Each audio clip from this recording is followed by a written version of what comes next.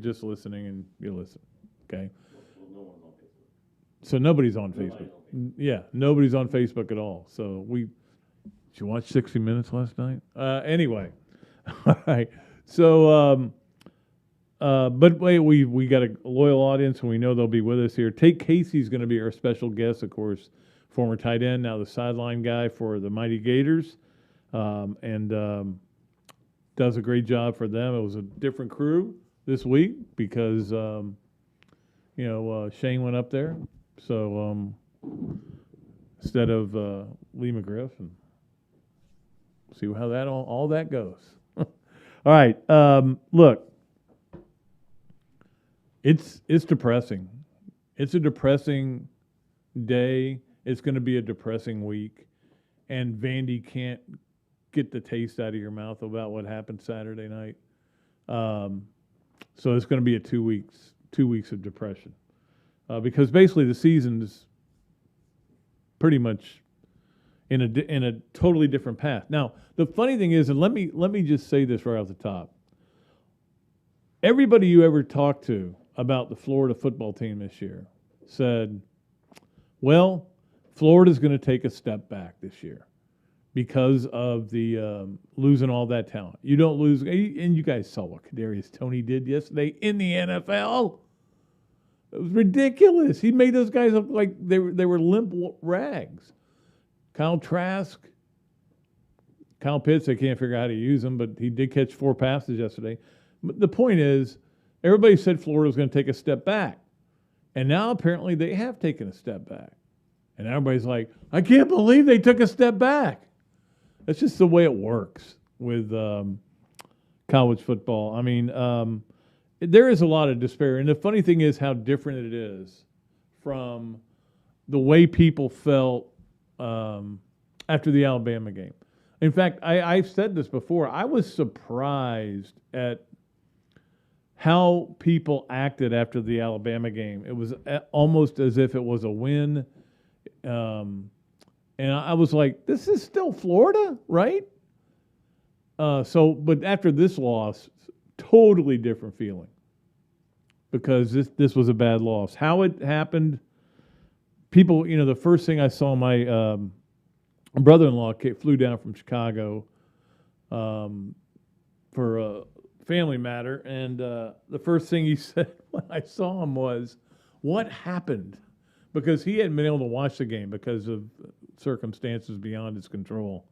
And so I tried to explain it, but there's no way to explain it. It literally, you had to give 19 things that happened in that game. And we talked about this last week, that was the thing Florida could not do. They could not keep Kentucky in the game. They could not give them turnovers. They could not make things easier for them. And that's all Florida did. And I will say this, I wrote about it on the Back Nine, which is up now on at WREF.com. I don't think Kentucky did anything special to win that game. They had 2 huge plays, of course, but you're going to have a huge play or 2.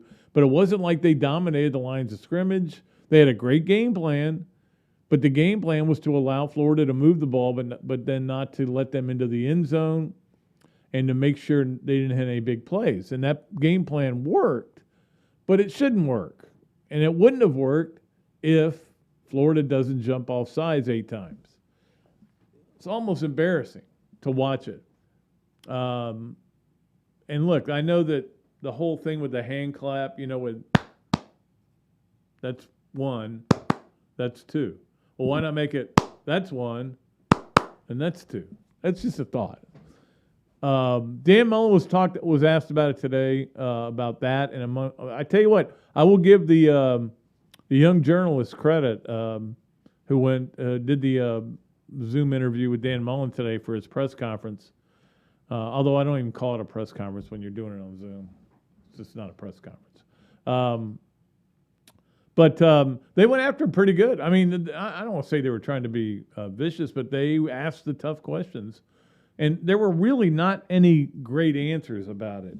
About the end of the half. Look, I understand his end of the half explanation. But I just know that wouldn't have been the case with Kyle Trask. Now, Emory Jones isn't Kyle Trask. I get that. So he doesn't feel that level of trust. He keeps asking us to trust and to trust him, but he doesn't trust his quarterback. And clearly he doesn't trust his backup quarterback if he only played him for 6 plays or whatever it was. I think he had 5 carries, 25 yards, and they threw 1 pass. And it was complete. So I don't know what's going on with that situation. It's hard for me to explain. Like, look, a week ago, remember, everybody was just, and I was guilty of it, but that's what happens in college football. You react. You react to what's happening right now and what just happened. And then next week you react to another thing. That's just the way it is in college football. So last week, Dan Mullen was a genius. Dan Mullen had figured out this quarterback thing. Now they were going to go into it with Emory Jones knowing what he was doing, and with Anthony Richardson 100% healthy, and they could play those 2 quarterbacks, do it however they want, and he's going to have a great plan. When they came out, they didn't have a great plan. They had a plan, and it was a good plan. I mean, the play calling was questionable in some cases. For example, the first drive of the game, when they've got 3rd and 6 and they call a quarterback power from the shotgun, and they get, I think, 4 yards, so it's 4th and 2, and you go, well, they're going to go for it here. And they punt. And I'm like, what? Is Dan Mullen, did something happen to him? So a lot of bad things that happened. Of course, the number one thing were the 15 penalties. Loud crowd, yeah. Was it loud crowd? No. I've been there. There's only so many people. They can't be that loud. I've been there, and it is loud. It's gotten louder in the last 10 years than it ever was. But it's not like Tiger Stadium or the other Tiger Stadium, the 2 Death Valleys, or Alabama or Georgia or Tennessee. It is like, it's better than Columbia, I will say that. But I would put it about 8th in terms of crowd noise. It's not as loud as Starkville, I promise you that. But they pipe in a lot of music. So the bottom line is 15 penalties.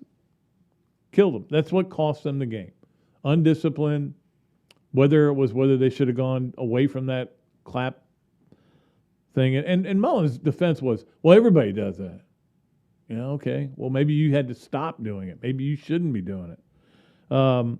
The 15 penalties were the most, and I didn't know this. I saw it in the notes, and I went and looked something up. The most for a Florida game in 20 years for Florida. The previous most was in the 2001 Mississippi State game when Florida had 15 penalties, coached, of course, by Steve Spurrier. That team beat Mississippi State that day where they had committed 15 penalties. They beat them 52-0. So that team had a bigger margin for error. This team doesn't have that big margin for error. So when something happens like a blocked field goal and they run it back and the ball bounces right, and again, you get into a situation where the guys that are trying to make the tackles are blockers. They're not really athletic. They're more like getting in the way people, although they didn't get away of Josh Pascal, who blocked that kick. And really, that was the only play. That was the play of the game, but it was the play of the game because Florida couldn't overcome it.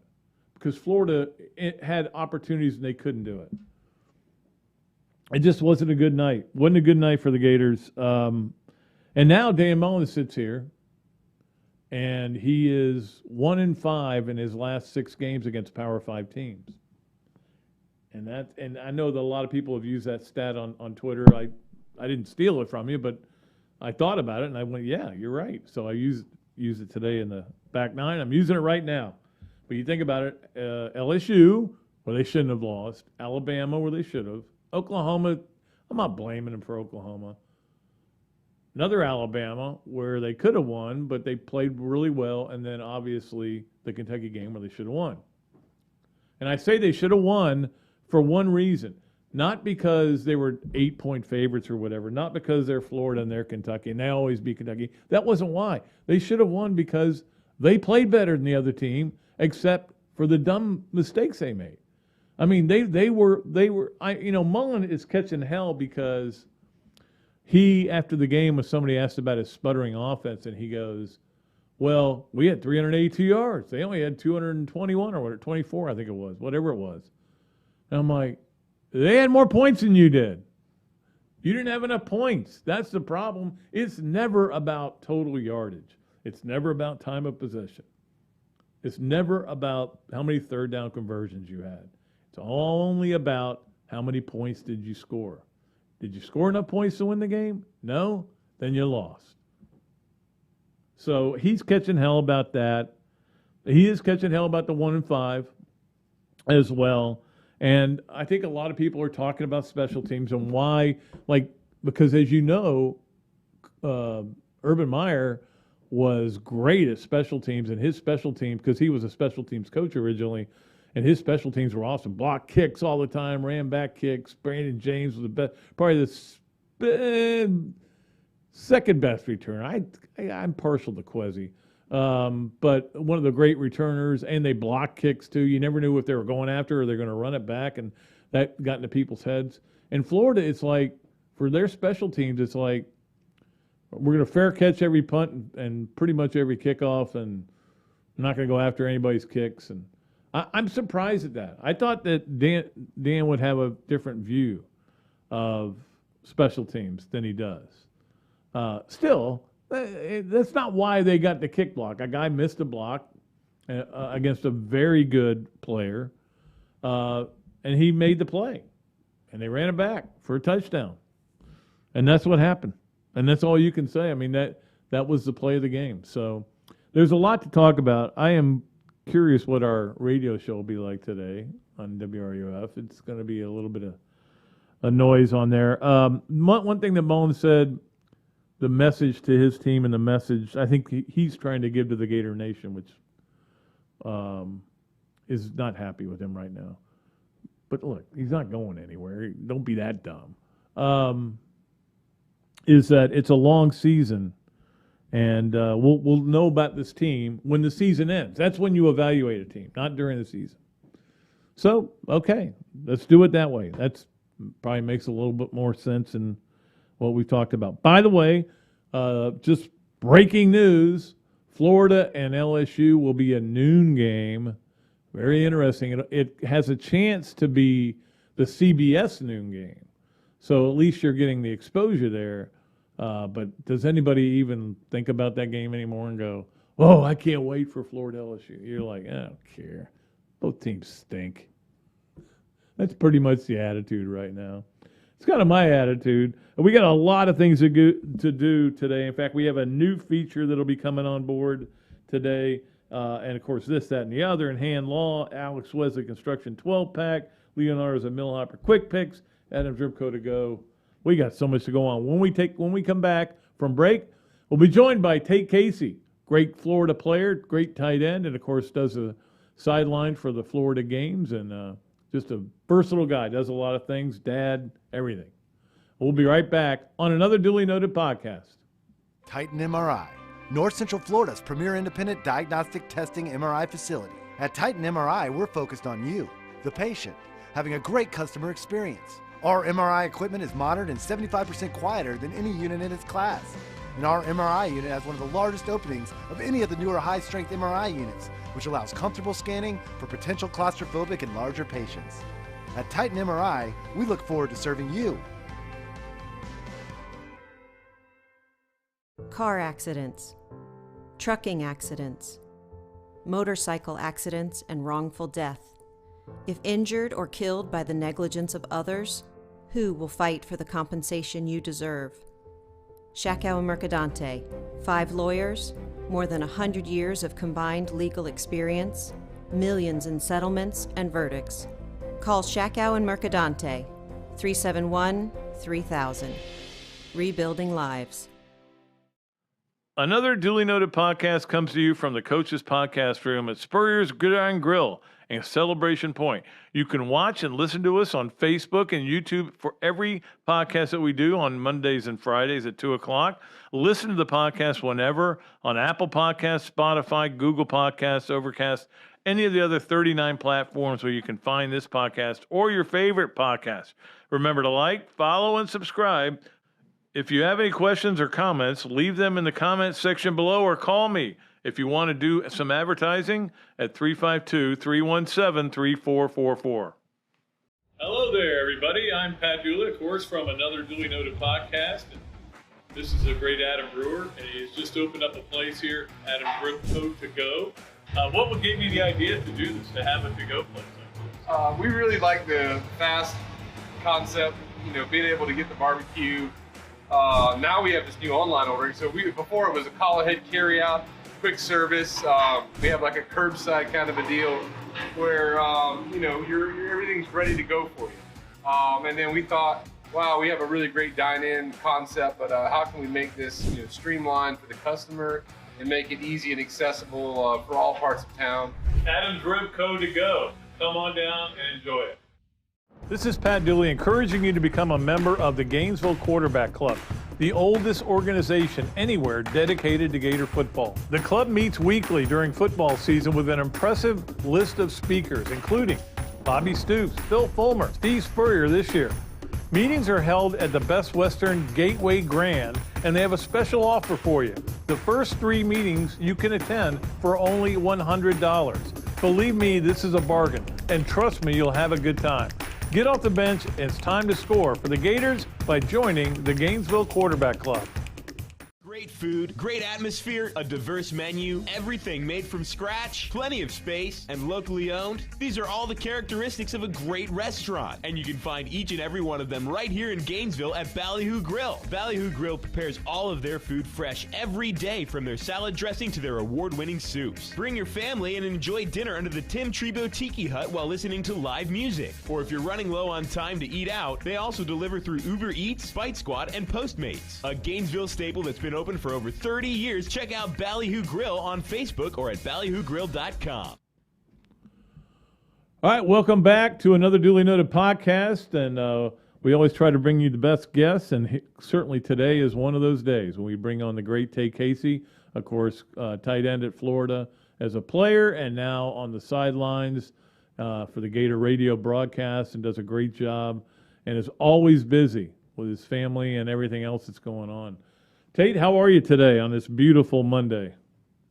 I'm doing great. How are y'all?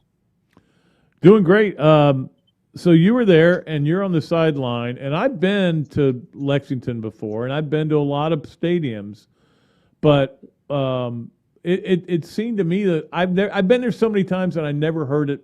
I heard it loud, but I never heard it stupid loud. Was it stupid loud?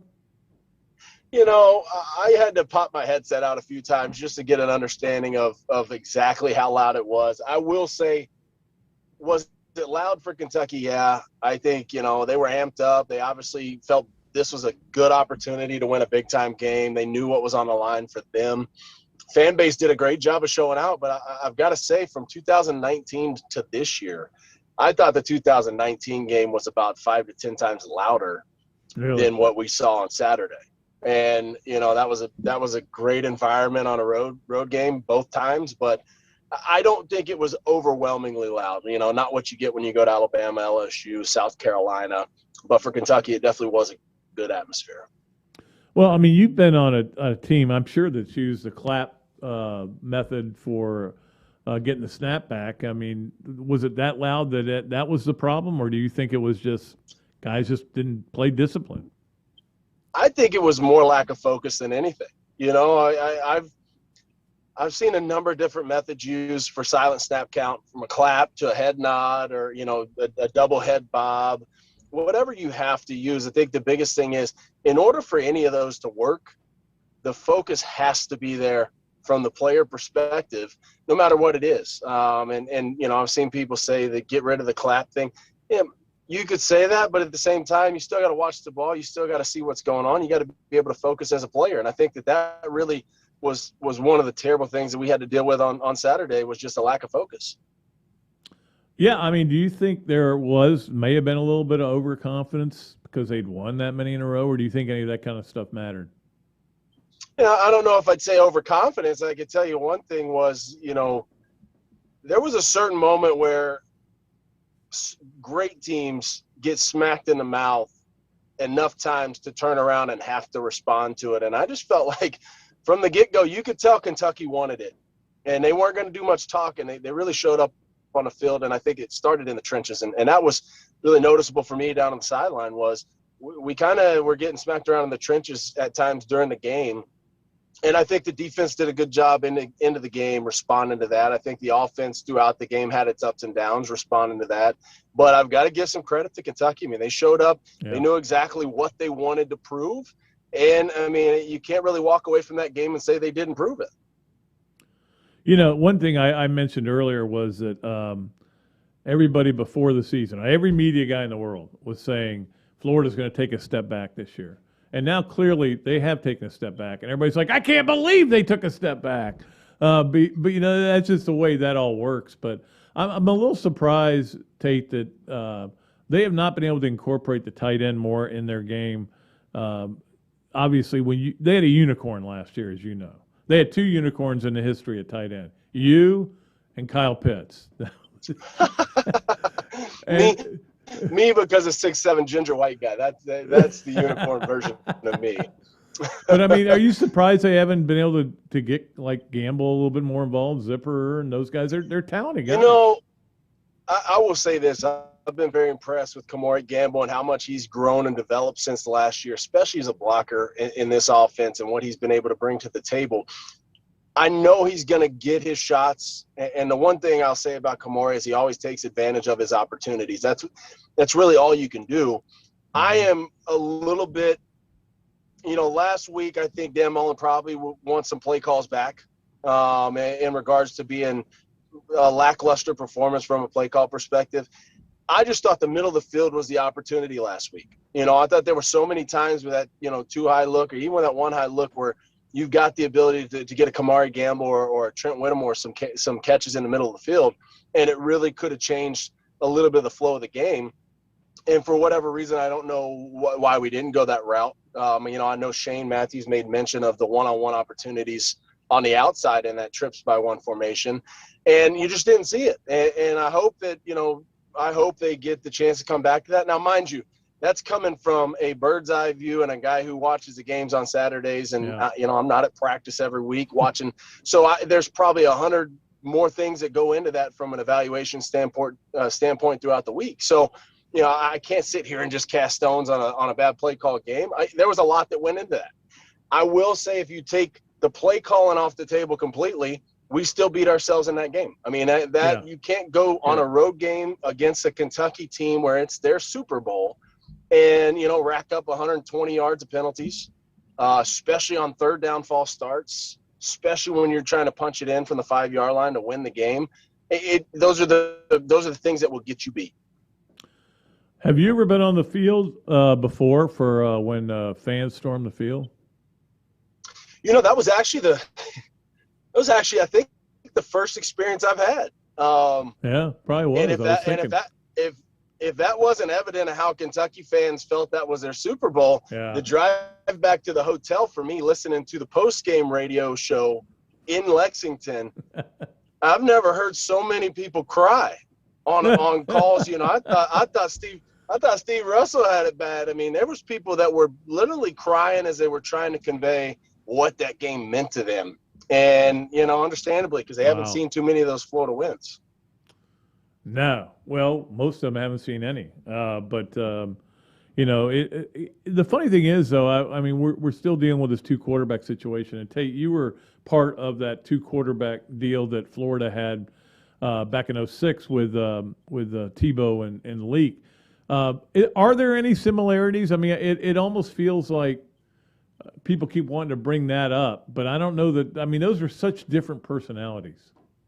I was about to say, you take even the personalities. If you shelve that side of the conversation, when you look at Chris Leak, he was a set starter from day one when Urban walked on campus. And then you've got this high profile recruit with Tim Tebow, who was completely different style of quarterback, right? Chris Leak was a pure pocket passer. He wasn't an option type quarterback, even though we tried to do some things with him.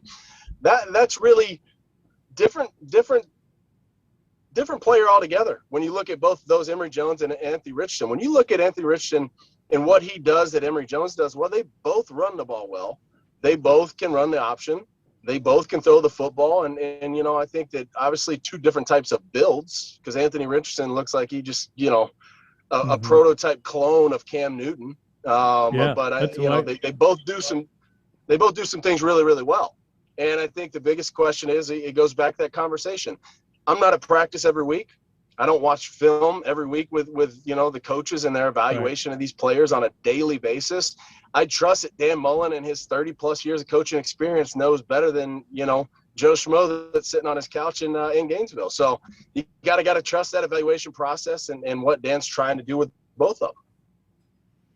Yeah, absolutely. I don't understand why Richardson wouldn't have played in the second half, but I also understand flow of game stuff and Tate, you've been on a field. I don't know if you've ever been on the field for 15 penalties and 8 false starts, but you've been on a field where things you couldn't seem to get anything going, and sometimes you get out of rhythm and then you can never get back into it as an offense.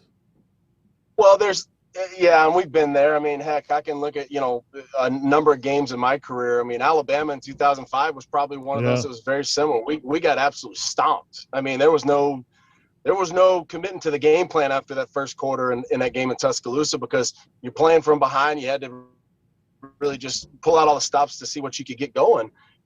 South Carolina was another one in 2005 where you kind of abandoned the game plan, or you got in an environment you didn't necessarily expect.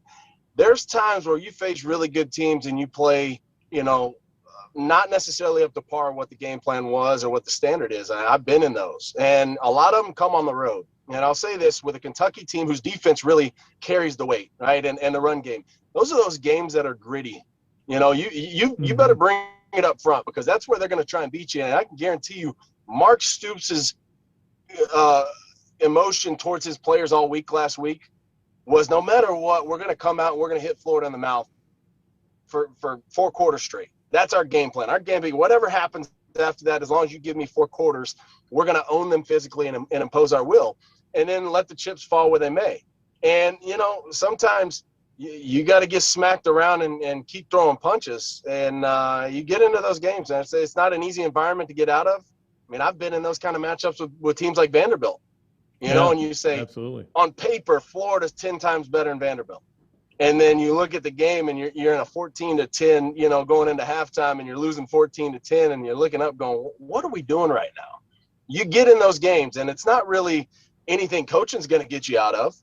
I think as players, that's when you really got to look at each other and say, it comes from within the team. Those leaders got to rise to the top and say, all right, everybody get in here right now. Here's what's going to happen in the second half. And, sometimes it leaves me a question, what kind of leadership, is in that locker room, bringing that out of each other. And, it's a question I can't answer. It's players got to look at themselves. So 2005 Vanderbilt game was the triple overtime game, I think. Yeah, that was Jay Cutler. Yeah. And that, like I said, you can look at Vanderbilt on paper that year, and you knew they had Jay Cutler and they had some good things, but they weren't, on paper, they weren't on the same playing field as we were. And you get in those games. I mean, I've seen it against Kentucky. I've been in it against Ole Miss in 2008. Was not even a great defense, but was not a team that really deserved to win that game. And it usually can go back to 5 or 10 instances in that game where you can say, that's where we beat ourselves. That play right there cost us 6 points, or that play right there really cost us field position. And I think in this Kentucky game, you could go back and probably find 5 to 10 plays or events in that game that added up to cost you a really good run at making that even a 30 to 14 ball game. This is a great stat that I looked up this morning for you. The last time Florida had 15 penalties in a game was Mississippi State in 2001, Steve Spurrier. They won that game 52-0. So, Well, yeah, but here's the thing. Here's the thing, Pat. Hold on now, because how many of those 15 penalties were false starts on third down? Because that'd be the one thing I'd want to know about that stat. Because when you look at that game last week, I mean, heck, you start talking third down penalties, and especially those in the red zone, those will kill you, absolutely kill you, and it did. Absolutely. And we're lucky it didn't hurt us on the field goal too. Yeah. I mean, that could have been a 20-7 game. I know. Yeah, absolutely. All right. Hey, by the way, did you ever catch any other pass than the jump pass? We were doing research. We couldn't find another one. Yeah, that's the only one. That's the only one. It's the only one worth mentioning. Listen, I joke all the time. I mean, I've got a lot of respect for that jump pass because it as much as it pains me to say I hear it all the time, and I do, I get some of the best stories. And now as people get older too, because a lot of the kids that were sitting in that south end zone during that play are now college age or older. Yeah. And every time I get a chance to meet fans, I'll try and talk to them if they want to take pictures or talk. And I've had a lot of people tell me the story about that being their first Gator game, or that was their first SEC game. And my dad took me to that game when I was 8 years old, and I was sitting, in the south end zone.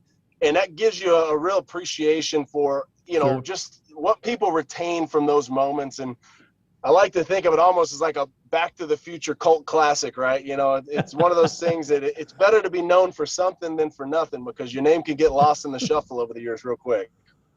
Yeah, absolutely. Well, but you're known for a lot of things. And is there anything you want to plug, by the way?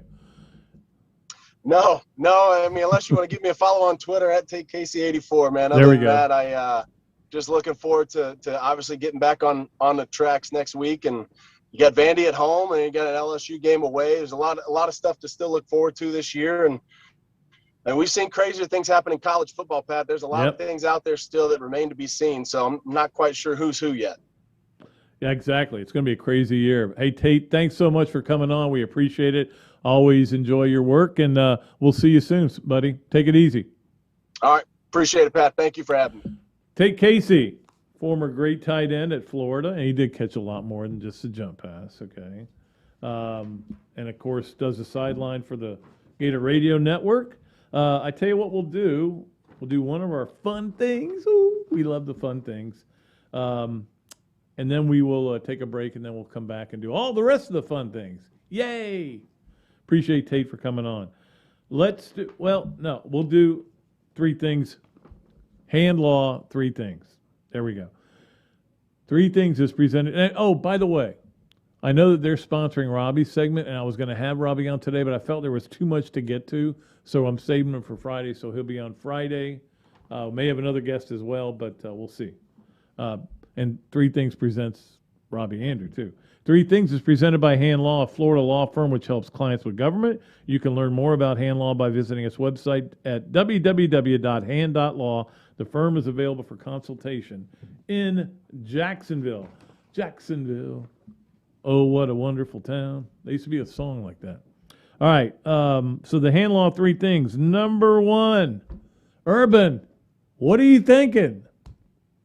After the game that they had up there in lovely Cincinnati, Urban decided to stay, not go back with his team, which is questionable at best, and ended up going to a place, and some people got him out on the dance floor, and it was a little provocative. And, of course, somebody videoed it, sent it out, viral it went. So Urban had to issue an apology today. Apology to his team, obviously to his family. Can you find that? You have it. Can we show that? Okay. And so he issued an apology. There's a long history of bad decisions by Urban Meyer. That's all I'm going to say. Long history. I like the guy. I've gotten along with him, but long history. Here we go. Oh, no. I hadn't seen it. Oh, my. So who would be upset with that? Shad Khan? The general manager? His wife? Yeah, okay. Oh, my. All right, number 2. Do we have any video for this one? Is there anything better than having playoff baseball and it's to get the matchups we have going forward? It's really cool. I am so happy the Braves won the division on Thursday, but I don't know much about Milwaukee. Is Sal Bando still playing for them? Or Robin Yount, any of those guys? No. I gotta school myself on. I think I have till Friday, actually, before the Braves play. But there's nothing better than playoff baseball, especially with all the teams. It is a dream for the networks that are carrying this, because when you look at it, it's amazing to have Yankees, Red Sox, and scene of the Bucky Dent homer, which is not gonna get a great moment for me, and then have the Cardinals, one of the great storied franchise at Chavez Ravine. That's the wild card. Just so it's really, really cool. And number 3, I watched the first half of Brady Belichick last night, the drama, the series. There was a lot of good stuff. I thought it was a little overdone. It still was just one game, and it was pouring down rain, and it was not that entertaining a game, but it was close. And I went to bed. I didn't care who won. And I was like a lot of fans. Like, I don't know who to root for in that game, because I kind of have respect for both those guys, and I'm not a Bucs fan, so I had a hard time with it. Anyway, that is the hand law 3 things. By the way, Urban Meyer called himself stupid. He's on the record with that. And after watching that video, I feel the same way. All right, we'll be back with all of our other great things. The Adams Ripco to Go Gator of the Weekend, Alex Wesley Construction 12-pack, Leonardo's at Millhopper Quick Picks, and our new feature, the Monday Spreads, brought to you by Hesser and Kipke, and this, that, and the other. God, we got a lot to get to. All right, let's get a break right now. Car accidents, trucking accidents, motorcycle accidents, and wrongful death. If injured or killed by the negligence of others, who will fight for the compensation you deserve? Shakow and Mercadante, 5 lawyers, more than 100 years of combined legal experience, millions in settlements and verdicts. Call Shakow and Mercadante, 371-3000. Rebuilding lives. Titan MRI, North Central Florida's premier independent diagnostic testing MRI facility. At Titan MRI, we're focused on you, the patient, having a great customer experience. Our MRI equipment is modern and 75% quieter than any unit in its class. And our MRI unit has one of the largest openings of any of the newer high-strength MRI units, which allows comfortable scanning for potential claustrophobic and larger patients. At Titan MRI, we look forward to serving you. Another Dooley Noted Podcast comes to you from the Coach's Podcast Room at Spurrier's Gridiron Grill and Celebration Point. You can watch and listen to us on Facebook and YouTube for every podcast that we do on Mondays and Fridays at 2 o'clock. Listen to the podcast whenever on Apple Podcasts, Spotify, Google Podcasts, Overcast, any of the other 39 platforms where you can find this podcast or your favorite podcast. Remember to like, follow, and subscribe.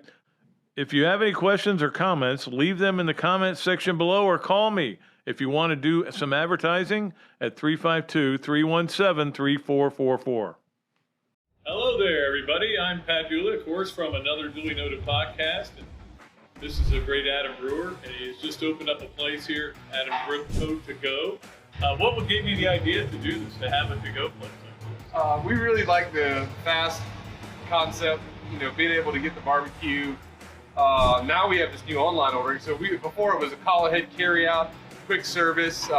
We have like a curbside kind of a deal where everything's ready to go for you. And then we thought, wow, we have a really great dine-in concept, but how can we make this streamlined for the customer and make it easy and accessible for all parts of town? Adam's Ripco to Go. Come on down and enjoy it. This is Pat Dooley encouraging you to become a member of the Gainesville Quarterback Club, the oldest organization anywhere dedicated to Gator football. The club meets weekly during football season with an impressive list of speakers, including Bobby Stoops, Phil Fulmer, Steve Spurrier this year. Meetings are held at the Best Western Gateway Grand, and they have a special offer for you. The first 3 meetings you can attend for only $100. Believe me, this is a bargain, and trust me, you'll have a good time. Get off the bench, and it's time to score for the Gators by joining the Gainesville Quarterback Club. Great food, great atmosphere, a diverse menu, everything made from scratch, plenty of space, and locally owned. These are all the characteristics of a great restaurant, and you can find each and every one of them right here in Gainesville at Ballyhoo Grill. Ballyhoo Grill prepares all of their food fresh every day, from their salad dressing to their award-winning soups. Bring your family and enjoy dinner under the Tim Trebo Tiki Hut while listening to live music. Or if you're running low on time to eat out, they also deliver through Uber Eats, Bite Squad, and Postmates. A Gainesville staple that's been open for over 30 years. Check out Ballyhoo Grill on Facebook or at ballyhoogrill.com. Okay, welcome back to another Dooley Noted Podcast. Of course, we are at the Shaq Allen Mercandane Studios here at Spurs Gridiron Grill, and we want to get to all the things we still have left to do. A lot of stuff left to do. Want to thank Tate Casey. Working on another guest. Robbie will be on Friday, and I'm working on another guest also to join us, but even if it's just Robbie, we'll be fine. I shouldn't say it that way, just Robbie. Even if it's just Robbie, we love Robbie. The people have clamored for more Robbie, so we're going to have more Robbie. All right, it is time for us to do the Adams Ribco to Go Gator of the weekend, and of course, I'm not going to put a football player in there. I think you know that after a loss like that, you know, I've been wanting to do this for a long time, but there's a player on Florida's team, as many of you know, named Lauren Dooley. She's clearly brilliant because her name is Lauren Dooley. In fact, my niece is named Lauren Dooley. She's just got engaged. So Lauren Dooley, Florida swept Ole Miss in volleyball, and she is 19 blocks away now from being in the top 20 all time in blocks, which is, you might say, top 20. There have been some unbelievable players at Florida over the years. In fact, she passed Jenny Mans, who was a great player at Florida over the weekend. So Lauren Dooley's got to stick together, okay? It's the way it is. So you are the Adams Ribco to Go Gator of the weekend here on Another Dooley Noted Podcast, live from the Shaq Allen Mercandane Studios. Congratulations, Lauren. Your check is in the mail. No, it's not. It may come from Clearinghouse, but not from me. All right, let us do this special new feature we're doing. We've got an advertiser who wants to do more and wants to be on the Monday segment, and we are happy as heck to get this finally sponsored, which is I've been trying to do that for a while. It's going to be moved to Monday from Friday, and it's called the Monday Spreads. Come up with a better name, please. Text me, call me. You have my phone number. The Monday Spreads isn't bad. Could be better, though. I haven't come up with anything. The Monday Spreads are brought to you by Hesser & Kipke, a law firm based at Hale Plantation, specializing in employment, workers' compensation, and family law. Visit their website at hklawfl.com. hklawfl.com. I started to say flaw. Or call Ken and Jennifer at 339-9920. That's the phone number to call. So Hesser & Kipke, who already sponsored the game of the week on Friday, now they are sponsoring the Monday Spreads, and we are happy to have them on board. We'll start with baseball. I was a little surprised to see this. The Yankees are actually favored over the Red Sox in that game, that wild card game, which is going to freak people out. I don't know. I got to stay up Tuesday night. I'll get home after the quarterback club. In fact, Coach Spurrier is speaking at the quarterback club Tuesday night. That's going to be a lot of fun. And I got to watch that game. But the Yankees are favored. Now, I don't understand. I was trying to explain some of the spreads to Evan, okay? And I know the basic spreads, but all this, they're minus 110. I'm like, what is that? So you got to bet 100 to win 80. And I still don't understand all that. The Yankees are favored. That's all you know, for sure. And the Dodgers are favored, which is not surprising. over the Cardinals, but the Cardinals are the hottest team in baseball. So that'll be interesting. Some of the football spreads for this weekend coming up, and it's going to be another interesting weekend. Georgia is a 14.5-point favorite at Auburn. Interesting. It's not high, and the funny thing is Auburn just went on the road and beat. That game was on the road, right? Or maybe it was home. I can't remember. It was very late at night and beat LSU. We'll see how that works out for Georgia. I would I don't think Auburn's that good. Bo Nix had a amazing. Maybe he's finally made people forget all his problems, or he could just go right back to him. Kentucky, 3.5-point favorite over LSU. So the Cats now, and this is, the interesting part of it. Now you're a Florida fan, and you were rooting for Alabama after Alabama beat you because you wanted that near win, which wasn't a win, it was a loss, to look better.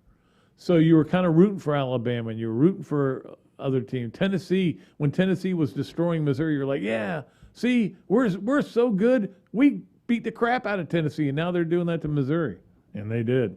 And then they fired their defensive line coach, I think it was. Yeah. Mid-season firings of assistant coaches is the second one in the SEC. So Kentucky is a 3.5-point favorite over LSU at home. Kentucky's at home. And, the whole big thing with them is going to be hangover and the fact that they did not do anything offensively in that game other than that one play. 224 or 221, whatever the yardage was, they really didn't do anything. Levis was not very good playing against a really good defense, and Florida's defense shut him down. So I tell you what, I as bad as LSU is, and they're in the kind of the same boat as Florida right now, where everybody thought they were going to be better, and then 2 losses right away. I wouldn't be stunned at all. And I think Stingley will be back this week if they won that game. Florida, by the way, is a 38.5-point favorite over Vanderbilt, which says a lot about Vanderbilt, not a lot about Florida. I'm not sure Florida gets to 38.5 points. No team's ever scored a half a point. Alabama, 17.5-point favorite over Texas A&M, and this was going to be the game of the year, but now it's not so much. And then Oklahoma, -3 against Texas in that game. I've been to that game once. It was really cool. I liked going there to the Texas State Fair and everything. You walk to 1 million people in tents and everything and go to the game. So those are the spreads for this week, and we'll see how it works out. On every Monday, we'll give you the spreads that are coming up, and we'll continue doing that. And we appreciate Hesser and Kipke, now sponsors of 2 different segments. They're tied with Hand Law for sponsoring 2 different segments. All right, let us move along to Leonardo's at Millhopper's Quick Picks. I haven't looked back at the numbers. It was hard for me to look at the stats Sunday. I couldn't do the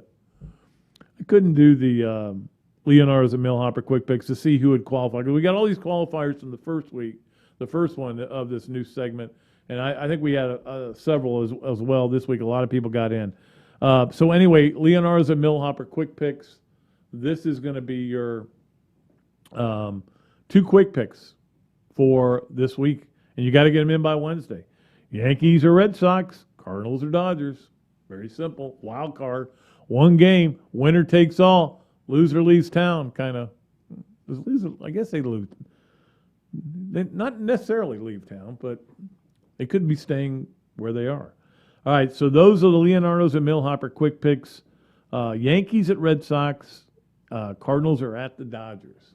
So you got to pick one of those. And some people are literally so quick that as soon as I give it out, boom, I get a text. There it is, email. But a lot more people have been getting in lately. So appreciate, of course, Leonardo's and Millhopper quick picks. All right, it is time for the Alex Wesley Construction 12-pack. Alex Wesley Construction, love where you live.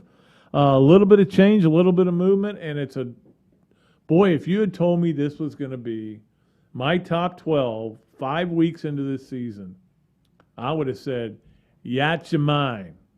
But it is. This is what it is. And that's all it is what it is. So here we are. Alex Wesley Construction 12-pack. Alex Wesley Construction, love where you live. That's the motto. And it's also, we're also customers of them. So that they've done great work.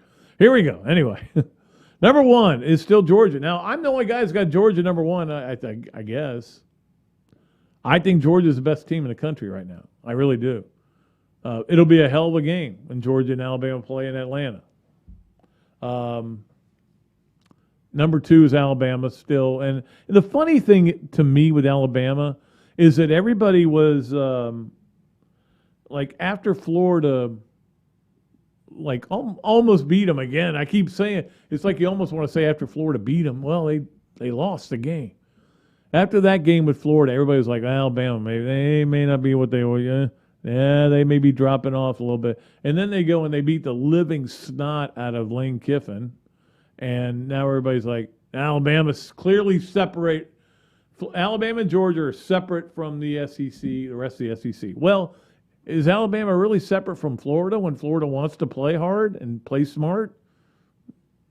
No. I don't think so. I saw the game. Number 3 is Iowa. I think this Iowa team may be special. They are boring, but they are special. It's possible to be both. And number 4 is Cincinnati, because that big win at Notre Dame, that's going to be huge on their resume if they can get through, the rest of their conference games undefeated. Massive. Number 5, Oklahoma. Oklahoma is almost like a team that people are sleeping on, even though they're undefeated. Penn State at number 6. Penn State, by the way, is I should have used this in the Hesser and Kipke Monday spreads. Penn State 2.5-point favorite at Iowa. That's what a game that's going to be. But you know what? It may not be that good to watch because Iowa plays boring football. They just win. Number 7, Michigan. I look. I'm not a Harbaugh believer, but I think it's going to be interesting to see how they handle success. And number 8, Kentucky, certainly will be interested to see how they handle success. Look, I've been ranking Kentucky all year. I thought Kentucky had a good team. They hadn't been playing well, but they were winning. And sometimes when you don't play well early, but you keep winning, you build up this confidence, and then you start playing well. They still didn't play that well Saturday night. They had 200-something yards, 224, I think it was, or 2 yards of offense. They gave up almost 400 yards of offense. They didn't play that great. Florida just played that bad. Number 9, I put Michigan State up there. They're undefeated. Nobody had Michigan State undefeated at this point. Number 10, BYU. Same thing. It could be Cincinnati and BYU, both in the college football playoffs. What if it's Georgia, Alabama, Cincinnati, and BYU? Is that going to do anything for you? No, of course not. Hear me going, I wish Clemson was back in it. All right, and number 11, Oklahoma State, big win for them. Wasn't a believer in that team, but that was a big win for them on Saturday. And then number 12, Oregon, the only team with 1 loss. Yeah, they lost in overtime. I like Oregon, though. Gators aren't in there. Sorry. Florida's 20-18 in the 2 other polls. Not the important poll, the Alex Wesley Construction 12-pack. That's the poll that matters, as everybody knows. All right. So that's going to do it for the Alex Wesley Construction 12-pack here on Another Dooley Noted Podcast from the Shaq Allen Mercandone Studios. One more thing to do, and that is this, that, and the other. I had several people comment about how much they love this, that, and the other day. It is sponsored by Ballyhoo Restaurant and by Dar Shackow Insurance. We appreciate them, as well as the Ironwood Golf Course. Appreciate them. Plan on being out there sometime this week to play a little golf. Although I think there's some rain coming. All right, so here we go with this, that, and the other. This, that, and the other. This. We couldn't wait for this weekend. It was going to be statement weekend, baby.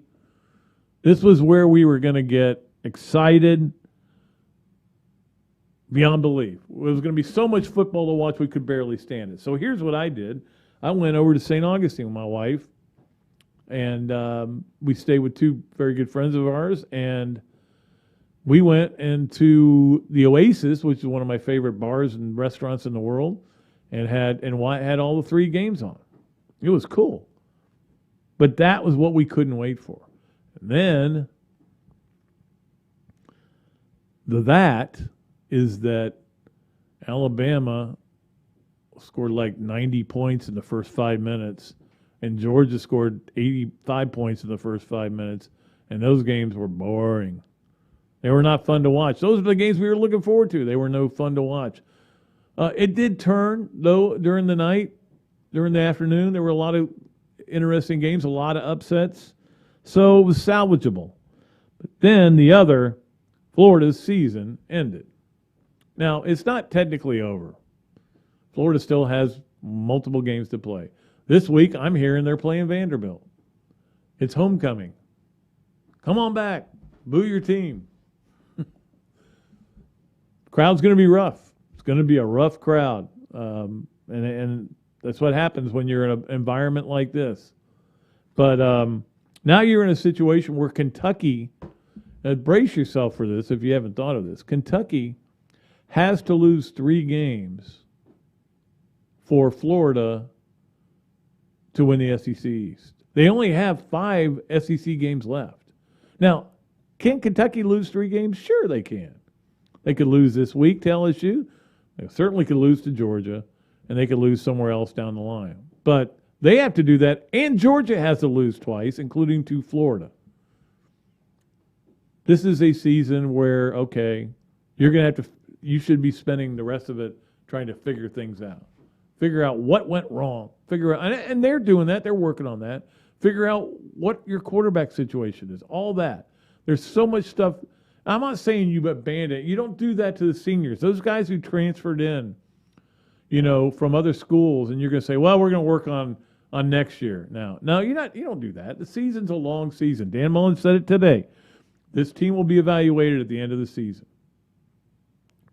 Fans' evaluation at this point in the season is meaningless. I mean, what, you guys are mad? Yeah, everybody's mad. Everybody's angry. Everybody can't understand what happened. I understand that. But you eat a Gator or you're not. Okay? So the bottom line is there are still games to play. It's just that the goals are going to have to be a lot different. And what those goals are, I'm not sure. This is why you bring in master psychologists if you're Dan Mullen. You say, hey, what should our goal be? Because it ain't going to be to win the East. Now, there is a path. Okay? You know me and my paths. I can always find a path. Kentucky loses 3, which they could. Georgia loses to Auburn this week, which I don't think they will, but you never know. And then Florida beats Georgia, and Florida wins out. Florida wins at LSU. The first thing you got to do is beat Vanderbilt. You're 38-point favorites, but you still got to win the game. Win by 1, my saying. And then you got to go beat LSU. You can't even worry about Georgia. I don't know what happened Saturday night. I really don't. I watched that game. I've listened to people. I've listened to Dan Mullen talk twice. I still don't know what happened. I'd like to be able to explain it, but I can't. It just, sometimes those things happen in college football. When they happen to your team, it's terrible. It's the worst thing ever. You're depressed, you're mad, you're angry, you want people fired. It happens to other teams, you go, hey, that was cool. When FSU loses on a Hail Mary at the buzzer, you're like, oh my God. When you get a kick blocked and run back for 76 yards for a touchdown, you're like, why don't they have better athletes on the field goal team? Anyway, that'll do it for today's show. Hope you guys enjoyed it, and we appreciate Tate Casey. We'll be back Friday. Robbie Andrew will be here on Friday, and we may have another guest as well, and we look forward to that. Thanks so much to Evan, who does a great job as always, and we will be back Friday, as I said. Until then, I am Pat Dooley. I am deep. I'm way back, and I am out of here.